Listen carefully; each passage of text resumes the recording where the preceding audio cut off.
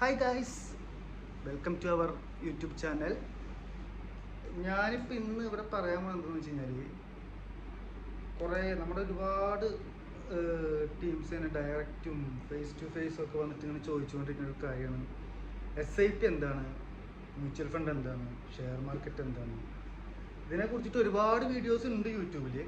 പക്ഷെ എന്നിരുന്നാലും നമ്മുടെ ആൾക്കാർക്ക് നമ്മളായിട്ട് ഓരോ ആൾക്കാർക്ക് ഇങ്ങനെ പറഞ്ഞു കൊടുക്കുന്നതിനേക്കാൾ ഒരുപാട് നല്ലതായിരിക്കും ചെറിയൊരു വീഡിയോ ചെയ്തിട്ട് നമുക്കത് അയച്ചു കൊടുത്തു കഴിഞ്ഞാൽ കമ്പാരിറ്റീവ്ലി നമുക്കും അതിൽ ഒരുപാട് ബെനിഫിറ്റ് ഉണ്ടാവും അല്ലേ. അപ്പം ഞാനത് ഭയങ്കര ഷോർട്ടാക്കിയിട്ട് പറയാനാണ് ഉദ്ദേശിക്കുന്നത്. കാരണം വെച്ചാൽ ഇതിൽ സ്റ്റാർട്ടിങ് ടു എൻഡ് അതാണ് ഞാൻ ഉദ്ദേശിക്കുന്നത്. അതായത് തുടക്കക്കാരനെ എങ്ങനെ ഒരു നല്ലൊരു പോർട്ട്ഫോളിയോ ഡെവലപ്പ് ചെയ്തെടുക്കാം. ഓക്കെ, അതേപോലെ തന്നെ ഒരു തുടക്കക്കാരന് എങ്ങനെ ഒരു ഡിമാറ്റ് അക്കൗണ്ട് ഓപ്പൺ ആക്കാം. അപ്പോൾ അതേപോലെ തന്നെ NRIs ആണെങ്കിൽ അവർക്ക് എങ്ങനെ അത് ക്ലെയിം ചെയ്യാം. അതിനുള്ള എല്ലാ സൊല്യൂഷനുകളും നമ്മുടെ കയ്യിലുണ്ട്. ഓക്കെ, സംഭവം ഞാൻ ഇതേപോലെ ഇങ്ങനെ വീഡിയോസ് ചെയ്തിട്ടില്ല. അപ്പോൾ അതുകൊണ്ട് തന്നെ ഫസ്റ്റത്തെ വീഡിയോ ആണ് നമ്മുടെ. അപ്പോൾ നെക്സ്റ്റ് വീഡിയോയിൽ കുറച്ചും കൂടി എന്താ പറയുക ഡെവലപ്ഡ് ആക്കിയിട്ട് എടുക്കാൻ ഞാൻ ശ്രമിക്കുന്നുണ്ട്. അപ്പോൾ ഇതിലെന്തെങ്കിലുമൊക്കെ ഉണ്ടെങ്കിൽ, എന്തെങ്കിലും കുറ്റങ്ങളും അതേപോലെ തന്നെ എന്തെങ്കിലുമൊക്കെ എക്സ്ട്രാ ആഡ് ചെയ്യേണ്ട കാര്യങ്ങളൊക്കെ ഉണ്ടെങ്കിൽ നിങ്ങളൊന്ന് കമൻറ്റിൽ വന്ന് പറഞ്ഞു കഴിഞ്ഞാൽ എനിക്ക് നെക്സ്റ്റ് വീഡിയോയിൽ അത് എൻ്റെ വീഡിയോ കാണാൻ താല്പര്യമുള്ളവർ ഉണ്ടെങ്കിൽ നമുക്കത് ആഡ് ചെയ്തിട്ട് ചെയ്യാൻ പറ്റും. ഓക്കെ, അപ്പോൾ ഇതാണ് SIP എന്ന് വെച്ച് കഴിഞ്ഞാൽ നമുക്കൊരു ശീലം ഉണ്ടാക്കാം. ഒരു സിസ്റ്റമാറ്റിക്കലി ഇപ്പോൾ നമ്മൾ ഒരു എന്താ പറയുക കൂടുതൽ ആൾക്കാരും വണ്ടി ഇൻസ്റ്റാൾമെൻറ്റ് എടുക്കും. അതെന്താ സംഭവം എന്ന് വെച്ചാൽ അവർക്കിപ്പോൾ ഓരോ മാസം ഒരു എമൗണ്ട് മാറ്റി വെച്ചിട്ട് ഇപ്പോൾ നെക്സ്റ്റ് ഇയറിൽ എടുക്കേണ്ട ഒരു വണ്ടിയാണെങ്കിൽ നമുക്കിപ്പോഴേ അങ്ങനെ ചെയ്യാൻ നമുക്ക് ആർക്കും തോന്നില്ല. ഓക്കെ, അപ്പോൾ ഈ SIP എന്ന് പറഞ്ഞു കഴിഞ്ഞാൽ എപ്പോഴും നമുക്ക് ആവശ്യമില്ലാത്ത ഒരു ഫണ്ട് ഉണ്ടാവില്ല. അതായത് ഫസ്റ്റ് ഒരു ഫിക്സഡ് ഡെപ്പോസിറ്റ് വേണം. അതായത് ഒരു എമർജൻസി ഫണ്ട് പോലെ ഒരു നമുക്ക് എത്രയാണ് സാലറി, അതിൻ്റെ 6 months സാലറി ഫിക്സഡ് ഡെപ്പോസിറ്റ് ആയിട്ട് വന്നു കഴിഞ്ഞാൽ നെക്സ്റ്റ് സ്റ്റെപ്പാണ് നമുക്ക് സേവിങ്സ്, അതായത് ഇൻവെസ്റ്റ്മെൻറ്റിലേക്ക്. എൻ്റെ ഒരു കൺസെപ്റ്റ് കേട്ടോ, പലർക്കും പല കൺസെപ്റ്റ് ആയിരിക്കും. കാരണം നമുക്കൊരു ഫിക്സഡ് ഡെപ്പോസിറ്റ് ഇല്ലാണ്ട് നമ്മൾ ഡയറക്റ്റ് ഷെയറിലും ഒക്കെ ഇൻവെസ്റ്റ് ചെയ്ത് കഴിഞ്ഞാൽ പല കിട്ടിക്ക് എനിക്ക് എക്സ്പീരിയൻസ് അങ്ങനത്തെ ഒരു അനുഭവം ഉണ്ട്. അതുകൊണ്ട് അങ്ങനെ പറയുന്നത് നമ്മൾ ഒറ്റയടിക്ക് ഇറങ്ങുന്ന സമയത്ത് എന്തെങ്കിലും ക്രൈസിസോ എന്തെങ്കിലും എമർജൻസി കേസ് വന്നു കഴിഞ്ഞാൽ നമുക്ക് ആ പൊട്ടിക്കേണ്ടി വരും. മനസ്സിലായോ? അപ്പോൾ ഇപ്പോൾ ഒരാൾക്കൊരു ചെറുതാക്കി പറയാം, ഒരു 10,000 സാലറി ഉള്ള ആളാണെന്ന് വിചാരിക്കുക. അപ്പോൾ അതിൽ നിന്ന് നമ്മൾ ചെറിയൊരു കാൽക്കുലേഷൻ ചെയ്യണം. അതായത് നമ്മുടെ എക്സ്പെൻസ് എന്ന് പറഞ്ഞു കഴിഞ്ഞാൽ അത് ശരിക്കും പറഞ്ഞാൽ ലാസ്റ്റിലേക്കാണ് വെക്കേണ്ടത്. ഓക്കെ, ഫസ്റ്റ് നമ്മൾ ചെയ്യേണ്ടത് എന്താ, സേവിങ്സ് ചെയ്തതിന് ശേഷം ബാക്കി ഫണ്ടാണ് നമ്മൾ എക്സ്പെൻസിലേക്ക് ആക്കുന്നത്. പക്ഷെ ആർക്കും പറ്റില്ല, പറയുന്നത് നമുക്കും പറ്റില്ല.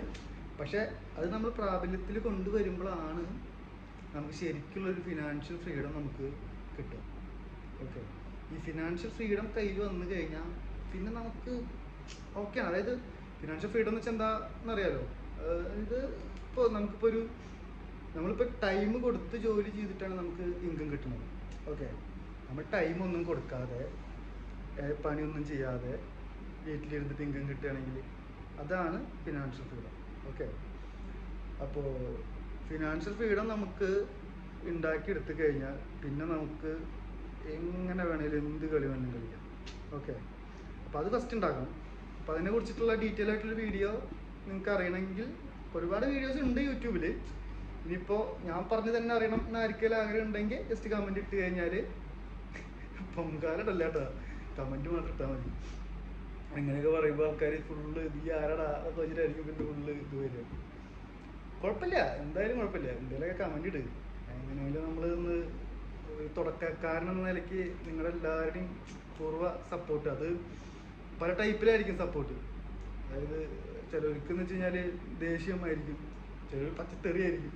ഞാൻ കുറേ യൂട്യൂബിൽ കണ്ടിട്ടുണ്ട്. ചിലവർ വെച്ച് നല്ല കമൻറ്റ് ഉണ്ടാവും, നന്നായി സപ്പോർട്ട് ചെയ്യുന്ന എല്ലാ വീഡിയോസിനും നന്നായി സപ്പോർട്ട് ചെയ്യുന്ന ഒരുപാട് നല്ല ടീമുകളുണ്ട്. അപ്പോൾ അങ്ങനത്തെ ആൾക്കാരും എല്ലാവരും വേണം, അതാണ് നമുക്ക് എല്ലാ കുറ്റങ്ങളും തിരുത്താൻ പറ്റുള്ളൂ. എന്തായാലും ഞാൻ വലിച്ചു നീട്ടുന്നില്ല, നമുക്ക് ഷോർട്ടാക്കി പറയാം. SIP നമ്മൾ ചെയ്യുമ്പോൾ എന്ന് വെച്ച് കഴിഞ്ഞാൽ നമുക്ക് സിമ്പിളായിട്ട്, ഞാനിപ്പോൾ ഇതിൻ്റെ പരസ്യമായിട്ട് പറയുന്നില്ല, നമുക്ക് ബാങ്കിങ് സെക്ടറിൽ നമുക്ക് ചെയ്യാൻ പറ്റും. അതാണ് കമ്പാരിറ്റീവ്ലി നമുക്ക് കുറച്ചും കൂടി ഒരു എന്താ പറയുക. ഇപ്പം ഞാൻ ചെയ്തിട്ടുള്ളത് ഫെഡറൽ ബാങ്കിൽ ഞാൻ ചെയ്തിട്ടുണ്ട് SIP. അതെന്ന് വെച്ച് കഴിഞ്ഞാൽ നമുക്ക് അതിന് തന്നെ ഒരുപാട് സോർട്ടിങ്ങും ഒരുപാട് ഓപ്ഷൻസ് ഉണ്ട്. അതായത് ഇപ്പോൾ ഒരു 1 ഇയറിൽ നമുക്ക് എത്ര റിട്ടേൺ എക്സ്പെക്ട് ചെയ്യാൻ പറ്റും, 2 ഇയറിൽ എത്ര എക്സ്പെക്ട് ചെയ്യാൻ പറ്റും, 1 ഇയറിൽ ഏറ്റവും കൂടുതൽ റിട്ടേൺ വരുന്നത് ഏറ്റവും ഫസ്റ്റ് വരിക, അങ്ങനെ ഒരുപാട് ഓപ്ഷൻസ് ഉണ്ട്. അതേപോലെ തന്നെ ഗോൾഡ് ETF ഷെയർസ് ഉണ്ട്. അപ്പോൾ വെച്ചാൽ ഗോൾഡൊക്കെ അറിയാലോ, ഗോൾഡൊന്നും അങ്ങനെ വലിയൊരു ലോസ് വരാൻ ചാൻസ് വളരെ കുറവാണ്. ഗോൾഡൊക്കെ എന്ന് വെച്ചാൽ എപ്പോഴും ഒരു സ്റ്റാൻഡേർഡ് റേറ്റിൽ തന്നെ നിൽക്കുന്നുണ്ട്, അങ്ങനെ വരുന്നില്ല. അപ്പോൾ അതേപോലെ തന്നെ പിന്നെ ചെറുതായിട്ടൊരു റിസർച്ച്. ഇപ്പോൾ ഈ ഫെഡറൽ ബാങ്കിൻ്റെ എന്ന് പറയുമ്പോൾ നമുക്കൊരു ഫണ്ട് മാനേജ്, പക്ഷേ ഈ ഫെഡറൽ ബാങ്കിൽ ഞാൻ കണ്ടിട്ടുള്ളൊരു സംഭവം എന്താണെന്ന് വെച്ച് കഴിഞ്ഞാൽ നമുക്ക് ഈ SIP ചെയ്യണം, അതേമാതിരി തന്നെ മ്യൂച്വൽ ഫണ്ടിലിടണം, ഷെയർ മാർക്കറ്റിലിടണം എന്നൊക്കെ പറയുമ്പോൾ ബാങ്ക് സ്റ്റാഫുകൾ, ഞാൻ ആരെയും പേരെടുത്ത് പറയുന്നില്ല, എനിക്ക് 2-3 അനുഭവം ഉണ്ടായി. നമ്മുടെ 2-3 ഫ്രണ്ട്സിന് അവർ പറഞ്ഞു കൊടുത്തിട്ട് അവരവിടെ ചെന്ന് കഴിഞ്ഞാൽ അവർ ഇത് കൺവേർട്ട് ചെയ്തിട്ട് അവർ വേറെ ഇൻവെസ്റ്റ്മെൻറ്റിൽ കൊടുക്കും. കാരണം ഇതിൽ അവർക്ക് മെച്ചമില്ല, കാരണം ഇത് വേറെ തേർഡ് പാർട്ടി പ്ലാറ്റ്ഫോമാണ്. പക്ഷേ എന്തുകൊണ്ടും LIC ഇതൊക്കെ വെച്ച് നോക്കുകയാണെങ്കിൽ എന്തുകൊണ്ടും നല്ലതാണ് സംഭവം. അപ്പോൾ ഇതുവരെ ചെയ്യാത്ത ആൾക്കാരാണെങ്കിൽ മസ്റ്റായിട്ടും ഒരു SIP, അത് ഞാൻ പറയുകയാണെങ്കിൽ ഇപ്പോൾ 10,000 ദിനാർ സാലറിയുള്ള ആളാണെങ്കിൽ 10,000 ദിനാറല്ല, 10,000 രൂപ അവർ ഒരു 100 രൂപ എല്ലാ മാസം മാറ്റി വയ്ക്കുക. ഇപ്പോൾ നാട്ടിലുള്ളവരാണെങ്കിൽ നമുക്ക് Paytm എടുത്തു കഴിഞ്ഞാൽ കാണാൻ പറ്റും. കാരണം Paytm ഉണ്ട്, അതായത് നമുക്ക് ഗോൾഡിൽ ഇൻവെസ്റ്റ് ചെയ്യാൻ പറ്റും SIP ആയിട്ട്. ഡെയിലി 11 രൂപ വെച്ചിട്ട് ഇൻവെസ്റ്റ് ചെയ്യണം സ്കീം, അത് Paytm ഉണ്ട്. പക്ഷെ അതെനിക്ക് അത്ര ഒരു സെക്യൂർഡ് ആയിട്ട് തോന്നുന്നില്ല. കാരണം Paytm നല്ലതാണ്, നമ്മൾ ചെയ്യാറ് കുറേ ഉടായ്പകളൊക്കെ നടക്കുന്നുണ്ടല്ലോ. പക്ഷെ അത് എന്താ പറയുക, നമ്മളിപ്പോൾ SIP വെച്ചിട്ട് കുറേ ടൈം ഒറ്റയടിക്ക് നമ്മളൊരു വലിയൊരു എമൗണ്ട് കൊണ്ടുപോയിട്ട് മാർക്കറ്റിൽ ഇടുന്നേക്കാളും മന്ത്ലി ആ എമൗണ്ട് ഡിവൈഡ് ചെയ്ത് ചെറിയ എമൗണ്ട് ആയിട്ട് ഇടുകയാണെങ്കിൽ നമുക്കൊരു 1 ഇയർ കഴിഞ്ഞ് കഴിഞ്ഞാൽ നമ്മുടെ പോർട്ട്ഫോളിയോ കാണുമ്പോൾ നമുക്ക് തന്നെ ഒരു സന്തോഷം ഉണ്ടാവും, എല്ലാം പ്രോഫിറ്റിലായിരിക്കും. അത് കാണുമ്പോൾ നമുക്കൊരു സന്തോഷമാണ്. കാരണം വെച്ചാൽ നമുക്ക് പിന്നെയും ഇൻവെസ്റ്റ് ചെയ്യാനുള്ളൊരു പ്രചോദനമാണത്. നേരെ മറിച്ച് നമ്മൾ ഒറ്റയടിക്ക് ഒരു ഷെയറിലിട്ട് അത് കഴിഞ്ഞ് നമ്മൾ നെക്സ്റ്റ് മന്ത് വന്ന് നോക്കുമ്പോൾ ആ ഷെയർ കയറിയിട്ടുണ്ടാവില്ല, നെക്സ്റ്റ് മന്ത് വന്ന് നോക്കുമ്പോൾ കയറിയിട്ടുണ്ടാവില്ല. അപ്പോൾ നമുക്കൊരു ഡിപ്രഷനാണ്, കാരണം നമുക്ക് മൊത്തം ഫണ്ട് ആയിട്ട് എടുക്കുക. പക്ഷെ നേരെ മറിച്ച് നമ്മളിപ്പോൾ സ്പ്ലിറ്റ് ആയിട്ട് ഇടുമ്പോൾ എന്ന് വെച്ചാൽ നമ്മൾ എന്തായാലും ഷെയർ ഇടുമ്പോൾ അത്യാവശ്യം ഒരു കുറച്ച് നമ്മൾ നോക്കുമല്ലോ. ഗൂഗിളിലും ഒരുപാട് ഓപ്ഷൻസ് ഉണ്ട്, ഇപ്പോൾ ChatGPT ആയാലും ഒരുപാട് ഓപ്ഷൻസ് നമുക്ക് അതിനെക്കുറിച്ചിട്ട് ഓരോ ഷെയർസിൻ്റെയും കാര്യങ്ങളൊക്കെ അറിയാനുള്ള ഒരുപാട് ടൂൾസ് ഉണ്ട്. അത് ഞാൻ അടുത്ത വീഡിയോയിൽ ഇതിൻ്റെ ടൂൾസുകളും കാര്യങ്ങളൊക്കെ ഞാൻ ഡീറ്റെയിൽ ആയിട്ട് പറയുന്നതായിരിക്കും. ആദ്യം ഈ വീഡിയോയുടെ എന്താണ് ഒരു ഹൈപ്പ് എങ്ങനെയുണ്ടെന്ന് നോക്കട്ടെ, എന്നിട്ട് വേണം അടുത്ത വീഡിയോ ചെയ്യണോ അതോ പരിപാടി അവസാനിപ്പിക്കണോ എന്നറിയാം. അപ്പോൾ ഞാൻ പറയുകയാണെങ്കിൽ വെച്ചാൽ നമ്മൾ ഈ SIP ഇടുമ്പോൾ എന്ന് വെച്ചാൽ ഇപ്പോൾ ഒരു 1 lakh, ഈ 1 lakhനെ നമ്മൾ സ്പ്ലിറ്റ് ചെയ്തിട്ട് നമ്മളിപ്പോൾ ഫോർ എക്സാമ്പിൾ പറയുകയാണെങ്കിൽ ഇപ്പോൾ ഗോൾഡ് ETF തന്നെ എടുക്കാം. ഓക്കെ, ഇപ്പോൾ ഈ ഗോൾഡ് ETF നമ്മൾ ഒരു 1 lakh നമ്മുടെ കയ്യിലുണ്ട്. അപ്പോൾ നമ്മൾ നേരെ എന്ത് ചെയ്യണമെന്ന് വെച്ചാൽ ആ 1 lakhനെ നമുക്ക് ഫെഡറൽ ബാങ്കിൽ തന്നെ, എൻ്റെ ഒരു അഭിപ്രായമാണ്, ഫെഡറൽ ബാങ്കിൽ നമുക്ക് RD ആയിട്ട് ചെയ്യാൻ പറ്റും. അതായത് ആ 1 lakhൽ നമുക്കൊരു RD ആയിട്ട് ഒരു 6 months ഇട്ട് കൊടുക്കുക. അപ്പോൾ 6 മാസം കഴിയുമ്പോൾ അത് അവിടെ അതിൻ്റെ 6% അവിടെ ഇൻട്രസ്റ്റ് കിട്ടി. അതിനോട് കൂടെ തന്നെ നമ്മൾ SIP ഏതെങ്കിലും സെറ്റ് ചെയ്ത് തരാം. അതായത് ഇപ്പോൾ 6 months കഴിഞ്ഞാൽ അത് മറ്റേ ഫണ്ട് വരില്ല. അപ്പോൾ 6 months 1 ഇയറിലേക്കുള്ള ഒരു 10,000 വെച്ചിട്ടോ അല്ലെങ്കിൽ ഒരു 1,000-ൻ്റെ കുറേ ആൾക്കാർക്ക് ഒരു പ്രശ്നം എന്ന് വെച്ചാൽ പലരും മിഡ് ക്യാപ്പിൽ തന്നെ കുറേ കൊണ്ടുവരും. അങ്ങനെ ഇട്ടെടുക്കും, ഒരു മിഡ് ക്യാപ്പ്, ഒരു സ്മോൾ ക്യാപ്പ്, ലാർജ് ക്യാപ്പ്, അങ്ങനെ ഡിഫറെൻറ്റ് സെക്ടറുകളിൽ നമ്മൾ മ്യൂച്വൽ ഫണ്ടിൻ്റെ കാര്യം ഞാൻ പറഞ്ഞിട്ടോ, ഷെയറിൻ്റെ അല്ല, മ്യൂച്വൽ ഫണ്ടിൽ ഇടുമ്പോൾ അങ്ങനെ ഡിഫറെൻറ്റ് സെക്ടറുകളാക്കിയിട്ട് ഇടുക. ഇപ്പോൾ ബാങ്കിങ്ങിൻ്റെ റിലേറ്റഡ് ആയിട്ടുള്ള കേസ് ഉണ്ടാവും, അതിൻ്റെ നോക്കിക്കഴിഞ്ഞാൽ അറിയാം. അപ്പോൾ അവർ ഓരോ മ്യൂച്വൽ ഫണ്ട് എടുത്തു കഴിഞ്ഞാൽ അതിൽ എത്ര ഇതുണ്ടെന്ന് കാണാൻ പറ്റും, നമുക്ക് എത്ര ഷെയർസിലാണ് ഇട്ട് നോക്കുന്നത്. അപ്പോൾ അത് നോക്കിയിട്ട് നമ്മൾ കറക്റ്റായിട്ട് ഒരു 10 ഡിഫറെൻറ്റ് മ്യൂച്വൽ ഫണ്ട് സെറ്റ് ചെയ്ത് വയ്ക്കുക. ഓക്കെ, 10 സെറ്റ് ചെയ്ത് വെച്ചിട്ട് 1,000 വെച്ചിട്ട് മാസം കയറ്റി കഴിഞ്ഞാൽ 10,000 വെച്ചിട്ട് മാസം കയറും, മനസ്സിലായി? അതായത് ഒരു ഫണ്ടിൽ 1,000 വെച്ചിട്ട്, അപ്പോൾ ഒരു 10 ഫണ്ട് വരുമ്പോൾ 10,000 വെച്ചിട്ട് 10 മാസം കൊണ്ട് നമുക്ക് നമ്മുടെ 1 lakh അവിടെ കയറും ചെയ്യും. നമുക്ക് ഓരോ മാസം ചെന്ന് നോക്കുമ്പോൾ, കാരണം ഇത് ലോസിലായിരിക്കും എന്തായാലും എടുക്കുക. നമ്മൾ മേടിച്ച് കഴിഞ്ഞാൽ ടാക്സ് കുറഞ്ഞൊന്നും ഡൗൺ ആവും. ഓക്കെ, പെട്ടെന്ന് കയറില്ലോ.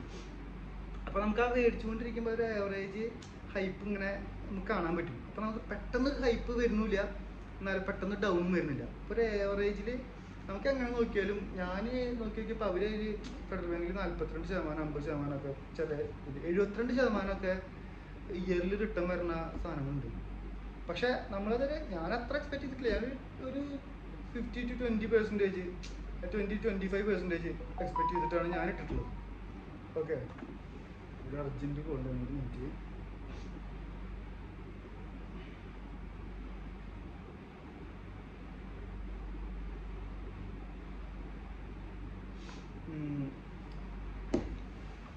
അപ്പോൾ അങ്ങനെ നമ്മൾ ഇടണം. അപ്പോൾ അതിലിടുമ്പോൾ നിങ്ങൾ ഏറ്റവും ഫസ്റ്റ് ശ്രദ്ധിക്കേണ്ട കേസ് വെച്ചാൽ നല്ലൊരു പ്ലാറ്റ്ഫോം ആയിരുന്നു.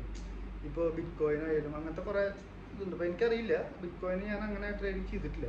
അതുപോലെ NSE, BSE, പിന്നെ SIP, മ്യൂച്വൽ ഫണ്ട് അങ്ങനത്തെ കളിൽ മാത്രമേ ചെയ്തിട്ടുള്ളൂ. അപ്പോൾ അതിലെന്ന് വെച്ചാൽ SIP-ൽ എനിക്ക് കുറച്ചും കൂടി ഒരു സെക്യൂർ ആയിട്ടും നമുക്ക് എന്തെങ്കിലുമൊക്കെ ഉണ്ടെങ്കിൽ നമുക്ക് ഫോളോ അപ്പ് ചെയ്യാനൊക്കെ ബെറ്റർ ആയിട്ടുള്ളൊരു ബാങ്ക് എൻ്റെ ഒരു എക്സ്പീരിയൻസിൽ എനിക്ക് തോന്നിയിട്ടുള്ളത് ഫെഡറൽ ബാങ്കാണ്. ഞാൻ ബാങ്കിൻ്റെ പെയ്ഡ് പ്രൊമോഷൻ ചെയ്യുന്നില്ല, പക്ഷെ എൻ്റെ ഒരു ഇതിൽ ഞാൻ പറഞ്ഞതാണ്. അപ്പോൾ അത് ഞാൻ HDFC-യിലുണ്ട് എനിക്ക് അക്കൗണ്ട്. പക്ഷെ എനിക്ക് അത്ര കമ്പാരിറ്റീവ്ലി എനിക്ക് തോന്നിയത് ഫെഡറൽ ബാങ്കാണ്.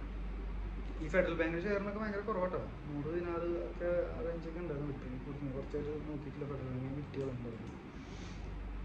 അപ്പോൾ അതങ്ങനെ. അപ്പോൾ SIP നമ്മൾ സെറ്റ് ചെയ്യുന്നത് എന്തിനാണെന്ന് വെച്ചാൽ, നമുക്ക് ഷെയർ മാർക്കറ്റിൽ ഇറങ്ങുന്നതിൻ്റെ മുന്നേ നമുക്ക് നല്ലൊരു ഫണ്ട് വേണം. അതായത് ഷെയർ മാർക്കറ്റ് ട്രേഡ് ചെയ്യുമ്പോൾ നമ്മൾ അത്രയും വാച്ച് ചെയ്തിട്ട് വേണം കിട്ടുക. ഇപ്പം ഞാൻ കണ്ടിട്ടുള്ള പലരും എടുക്കുന്ന ഒരു ട്രേഡിങ് എന്താണെന്ന് വെച്ച് കഴിഞ്ഞാൽ, നമുക്ക് 500 രൂപ മുതൽ ട്രേഡിങ്ങിന് ഇറങ്ങണം, അതല്ലെങ്കിൽ 1000 രൂപ മുതൽ ട്രേഡിങ്ങിന് ഇറങ്ങണം. പക്ഷെ ഞാനൊരിക്കലും ഒരാളോട് അത് പറയില്ല. കാരണം എന്താണെന്ന് വെച്ച് കഴിഞ്ഞാൽ, നമ്മൾ ട്രേഡിങ്ങിന് ഇറങ്ങുമ്പോൾ നമ്മളിപ്പോൾ ഒരു ബിസിനസ് ചെയ്യുമ്പോൾ ക്യാപിറ്റൽ ഇൻവെസ്റ്റ് ചെയ്തിട്ട് ബിസിനസ് ചെയ്താലാണ് നമുക്ക് അതിന് ഏർണിങ്സ് ഉണ്ടാവുള്ളൂ. ആ ക്യാപിറ്റലിനെ ബേസ് ചെയ്ത് നമ്മളൊരു ഫൗണ്ടേഷൻ ഉണ്ടാവില്ല, അതിന് ബേസ് ചെയ്തിട്ടാണ്. ഇപ്പോൾ ചെറിയൊരു തറ കെട്ടിയിട്ട് വലിയൊരു കൊട്ടാരം മുകളിൽ കെട്ടാൻ പറ്റില്ലല്ലോ. അപ്പോൾ അതുകൊണ്ട് തന്നെ നമ്മളെപ്പോഴും ഒരു ബിസിനസ്സിലേക്ക് ഇറങ്ങുമ്പോൾ നന്നായിട്ട് തന്നെ ഇറങ്ങണം എന്ന് എൻ്റെ ഒരു അഭിപ്രായം. എല്ലാവരും പറയുന്നത് ചിലപ്പോൾ പൊട്ടിക്കഴിഞ്ഞാൽ കടവടക്കനെ പോകുന്നത് പറയും. പക്ഷെ എൻ്റെ ഒരു കൺസെപ്റ്റ്, നല്ല എമൗണ്ട് നമ്മളെ കൊണ്ട് ഇടാൻ പറ്റിയ എത്രയാണ്. അപ്പോൾ ഒരു 10 ലക്ഷം നമ്മളെ കൊണ്ട് ഇടാൻ പറ്റുകയാണെങ്കിൽ നമ്മളൊരു 50 ലക്ഷം രൂപയുള്ള സെറ്റപ്പിൽ വേണം ഇറങ്ങാൻ. മനസ്സിലായോ? ഈ 50 ലക്ഷം നമ്മൾ ഷെയർ മാർക്കറ്റിൽ ഇടുന്നില്ല, അവിടെയാണ് ഗെയിം. നമ്മളെന്താ ചെയ്യുന്നത് വെച്ചാൽ, ഈ 50 ലക്ഷം നമ്മൾ ഇടാൻ തയ്യാറാണെങ്കിൽ, അല്ലെങ്കിൽ 10 ലക്ഷം നമ്മൾ ഇടാൻ തയ്യാറ്, അല്ലെങ്കിൽ വേണ്ട ഒരു 1 ലാക്ക് കപ്പാസിറ്റിക്ക് അനുസരിച്ച് താഴ്ത്തിക്കൊണ്ടിരാം. 1 ലാക്ക് നിങ്ങൾ ഇടാൻ തയ്യാറാണെങ്കിൽ, പക്ഷെ ഞാൻ പറയണത് ഒരാൾക്കാരുടെയും മാക്സിമം ആണ്. താഴത്തെ ആൾക്കാരെയും പറഞ്ഞു, മുകളിലത്തെ ആൾക്കാരെയും പറഞ്ഞു. ഞാൻ എന്തായാലും നമ്മുടെ ഒക്കെ ഒരു ഇത് വെച്ചിട്ട് ഒരു 50 ലക്ഷം വരെയൊക്കെയാണ് നമ്മൾ എക്സ്പെക്ട് ചെയ്യണുള്ളൂ. ബാക്കിയൊക്കെ പിന്നെ ഹൈ ടീമുകളായിരിക്കുമല്ലോ. പക്ഷെ അത്ര നില ഒരു 10 ലക്ഷമെങ്കിലും എങ്ങനെയാണ് അത് സിമ്പിളായിട്ട് ഉണ്ടാക്കാമല്ലോ. ചെറിയ എന്തെങ്കിലും ചെറിയ ജോലി ആൾക്കാരായാലും വേണമെന്ന് വെച്ച് കഴിഞ്ഞാൽ 10 ലക്ഷം ഉണ്ടാക്കാൻ പറ്റും. ആ 10 ലക്ഷം നമ്മൾ നമ്മുടെ അസെറ്റായിട്ട് ഏതെങ്കിലും ഒരു നല്ലൊരു റിട്ടേൺസ് കിട്ടുന്ന ഏതെങ്കിലും ഒരു ബാങ്കിൽ FD ആയിട്ട് ഇടുക. FD അല്ല, സോറി, റെക്കറിങ് ആയിട്ട് ഇടുക. ഓക്കെ. അപ്പം നമുക്കെന്ന് വെച്ച് കഴിഞ്ഞാൽ അതിൽ നിന്ന് നമുക്ക് ഒരു 10 ലക്ഷം ഉണ്ടല്ലോ, 10 ലക്ഷത്തിന് ഒരു എമൗണ്ട് നമുക്ക്, നമ്മളിപ്പോൾ 10,000 ഒരു മന്തിൽ 10,000 ആണെങ്കിൽ ആ 10,000 നമ്മൾ ഓൾറെഡി ഇവിടെ SIP അടച്ചിട്ടാണ് നമുക്ക് 10 ലക്ഷം ആയിട്ടുണ്ടാവുക. ഓക്കെ. ആ 10 ലക്ഷം ആകുമ്പോൾ ആ 10 ലക്ഷം എടുത്ത് നമ്മൾ ഇതേമാതിരി ഇട്ടിട്ട് വീണ്ടും ഈ SIP ഇതേ സെയിം റൊട്ടേഷൻ ചെയ്യുക.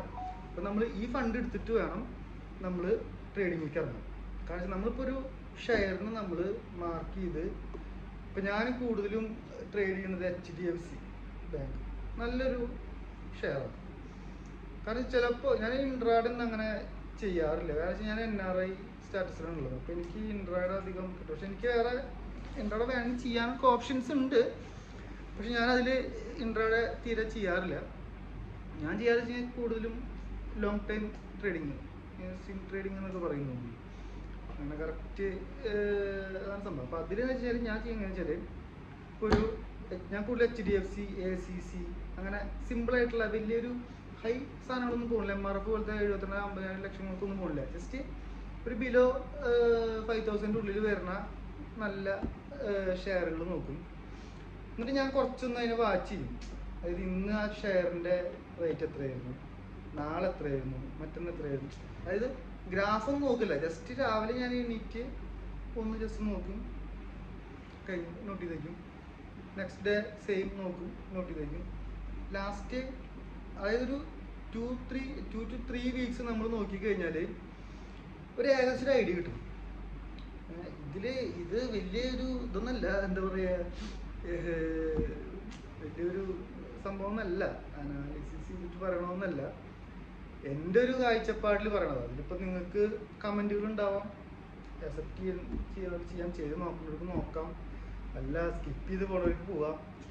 പക്ഷേ ഇത് എല്ലാവർക്കും യൂസ്ഫുൾ ആവും. കാരണം വെച്ചാൽ ഞാൻ അത്രയും എനിക്ക് ക്ലിക്കായിട്ടുള്ള കാരണമാണ് ഞാൻ നിങ്ങളുടെ അടുത്ത് പറഞ്ഞു തരുന്നത്. ഓക്കെ, അപ്പോൾ ഇതിലെന്ന് വെച്ച് കഴിഞ്ഞാൽ നമ്മൾ ഒരു ഇതെടുത്തിട്ട് നമ്മൾ ഇതേപോലെ നോക്കിക്കഴിഞ്ഞാൽ ഏകദേശം നമുക്കൊരു ഐഡിയ കിട്ടും ഏത് ഡേയിലാണ് റിപ്പീറ്റ്ലി ഡൗൺ ആവണത് എന്നൊരു ഐഡിയ കിട്ടും. പക്ഷെ അത് കയറി നിൽക്കും, എന്നാലും ക്ലോസിങ് ടൈമിൽ ഡൗൺ ആവണ ഒരു ഡേ നമുക്ക് ക്ലിക്ക് ചെയ്യാൻ പറ്റും. അത് ബാങ്കിങ് സെക്ടറൊക്കെ ആണെങ്കിൽ അത് കറക്റ്റ് വരുന്നുണ്ട്. പിന്നെ വേറെ ദിവസം അങ്ങനത്തെ ഫാർമസി അതൊന്നും ഞാൻ അധികം അങ്ങനെ നോക്കിയിട്ടില്ല. ഞാൻ കൂടുതലും ബാങ്കിങ്ങിനെ നോക്കിയിട്ടുള്ളത്.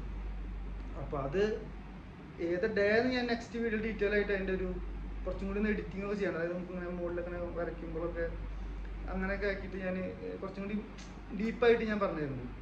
ഈ വീഡിയോ നിങ്ങളെല്ലാവരും അക്സെപ്റ്റ് ചെയ്തിട്ട് നിങ്ങൾക്ക് ഡൗട്ടുകളും ഇങ്ങനെയൊക്കെ കാണണം അല്ലെങ്കിൽ അങ്ങനെയൊക്കെ ചെയ്യണം എന്നുണ്ടെങ്കിൽ നിങ്ങൾ കമൻറ്റിൽ ഇടുകയാണെങ്കിൽ മാത്രം, അല്ലാണ്ട് ഞാൻ ചെയ്യാൻ ഉദ്ദേശിക്കുന്നില്ല. അപ്പോൾ ഞാൻ പറഞ്ഞതെന്ന് വെച്ചാൽ, അപ്പോൾ ഒരു നമ്മളുള്ള മാക്സിമം എമൗണ്ട് ഇപ്പോൾ 10 lakhs എന്ന് പറഞ്ഞു കഴിഞ്ഞാൽ ഈ 10 lakhs നമ്മൾ ഈ പറഞ്ഞ മാതിരി ഇടുക. 10 lakhs ഇട്ടേക്കരുത് ഒരു കാരണവശാലും. കാരണം 10 lakhs ഇട്ട് കഴിഞ്ഞാൽ നമ്മൾ തീർന്നു. പിന്നെ നമുക്ക് വേറെ ഓപ്ഷൻ നോക്കിയിരിക്കാൻ മാത്രമേ പറ്റുള്ളൂ, ഒരു കളിയും കളിക്കാൻ പറ്റില്ല. അപ്പോൾ ഈ 10 lakhs നമ്മുടെ അക്കൗണ്ടിൽ ഉള്ളപ്പോൾ നമ്മൾ ഇടേണ്ടത് 2.5 lakhs, അതായത് 4 ഭാഗം മാത്രം നമ്മൾ ഇടാൻ പാടുള്ളൂ. ഇതെന്തിനാന്ന് വെച്ച് കഴിഞ്ഞാൽ ഈ 4 ഭാഗം നമ്മൾ ഡെപ്പോസിറ്റ് ചെയ്യുമ്പോൾ 1 lakh ആണെങ്കിൽ അങ്ങനെ മനസ്സിലായില്ല കാര്യം. അപ്പോൾ 4 ഭാഗം ഇട്ടിട്ട് നമ്മൾ വെയിറ്റ് ചെയ്യാം. വെയിറ്റ് ചെയ്ത് കഴിഞ്ഞാൽ പിന്നെ നമ്മൾ ഡെയിലി കയറി നോക്കണം. ഒരു കാര്യമില്ല, ഡെയിലി കയറി നോക്കി ഒരു കാര്യമില്ല, പക്ഷെ ഡെയിലി കയറി നോക്കിയൊരു സമാധാനം. അപ്പോൾ ഇതിങ്ങനെ ചിലപ്പോൾ നമ്മൾ എല്ലാ ദിവസവും ഒരു ടൈമിൽ കയറി നോക്കിയാൽ മതി. എൻ്റെ ഒരു കൺസെപ്റ്റ് എന്ന് വെച്ചാൽ നമ്മൾ ഇൻട്രാഡേ പോലെ ഡെയിലി നോക്കിയിരുന്നിട്ട് ഫുൾ ടൈം ഇതുമായി ഇൻവെസ്റ്റ് ചെയ്തിരിക്കേണ്ട ഒരു ആവശ്യമില്ല. കാരണം വെച്ചാൽ അത്രയും വലിയ എമൗണ്ടൊക്കെ ഉണ്ടെങ്കിൽ നമുക്കിരിക്കാം. ഇത് നമ്മൾ അങ്ങനെ ഒരു പാസീവ് ഇൻകം പോലെ കണ്ട് സ്റ്റാർട്ട് ചെയ്തിട്ട് ഒരു നല്ലൊരു എമൗണ്ട്, നമുക്ക് എത്തിപ്പിടിക്കാൻ പറ്റാത്ത ഒരു എമൗണ്ട് നമുക്കിതിൽ കിട്ടിക്കഴിഞ്ഞാൽ പിന്നെ നമുക്ക് കളിക്കാം. ഇപ്പോൾ ഞാൻ പറഞ്ഞില്ല, ഇപ്പോൾ ഒരു 10 lakhs ഉള്ളവർക്ക് 2.5 ഇട്ടു, ബാക്കി 7.5 അവിടെ അക്കൗണ്ടിൽ തന്നെ സേഫായിട്ട് കിടക്കുന്നുണ്ട്. അത് നമുക്ക് വേറെ എന്തെങ്കിലുമൊക്കെ റോളിങ് ചെയ്യണമെങ്കിൽ ചെയ്യാം. മീൻസ് എപ്പോൾ വേണമെങ്കിൽ എടുക്കാൻ പറ്റുന്ന രീതിയിലായിരിക്കണം. ടെക് ഫണ്ടൊക്കെ പോലെ എപ്പോൾ വേണമെങ്കിലും നമുക്ക് എടുക്കാൻ പറ്റണം.